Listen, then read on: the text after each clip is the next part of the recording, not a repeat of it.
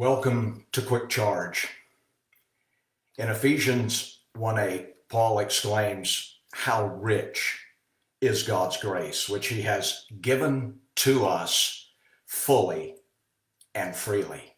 Well, exactly how rich is his grace? Well, before we answer that, I want you to consider this. God has full understanding. He has full knowledge. He sees everything. There's nothing hidden. There's nothing unknown, nothing iffy or concealed with him. He has absolutely full knowledge, but he also has foreknowledge. He sees what's coming. So not only can he see all the way into my past and all of my present, but he sees my future even now. He knows what's coming. He knows what's ahead. Now, with that in mind, I want you to consider that. He chose me anyway.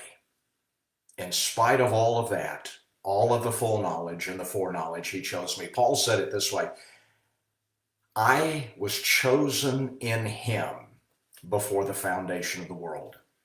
Even with Moses telling God, I can't do this, and I'm not good enough for that, and I haven't been able to do this, God chose him anyway.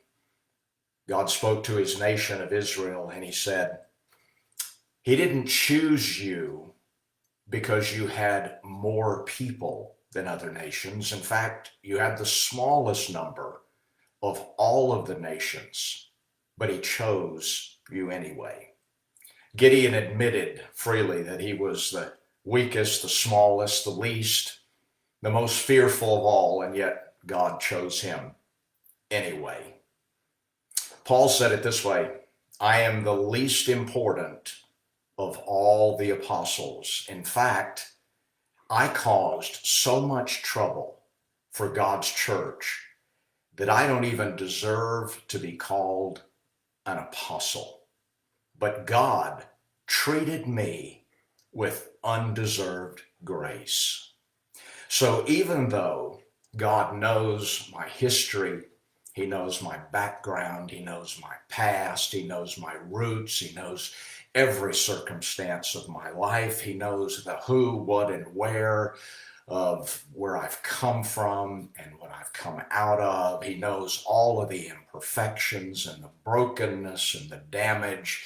In light of all of that, and in spite of all of that, he chose me anyway.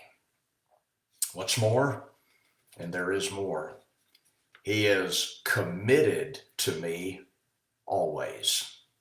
You say, Pastor Buddy, what does that mean? Well, his grace is so rich that he is willing to take and repair and restore and renew and revive and raise up again all of the falterings and the failings and the flaws and the faults and the mistakes and all of the disobedience, everything that has marked my life.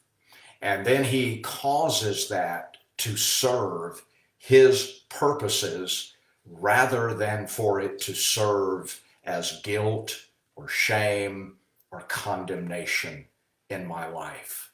What is so amazing is it now works all of that for my good and for his glory.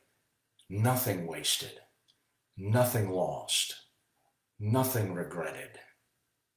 All of my loss, all the damage is fitting into his image that is being formed in me. So I would say to live below the riches of his grace would be a disgrace to grace. How rich is God's grace? Paul said it this way: he made me what I am, and his grace wasn't wasted. What an amazing thing. How rich the grace of God, taking all of my loss and turning it to gain and glory for him and him alone. God bless you. Have a great day.